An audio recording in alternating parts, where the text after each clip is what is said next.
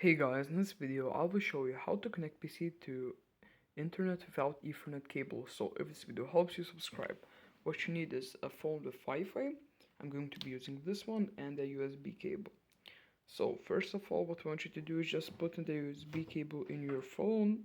It's going to be a bit hard for me because I'm filming with one hand, but just put it in and then put the USB cable in your laptop or computer section. So I'll put that in. Okay, put it in. Now your computer might show a message, but now what we're going to do is go to your phone and turn it on, and then just go down and find the settings app. Just find the settings app. So scroll down, go to settings. Here click on connections, click on SIM manager.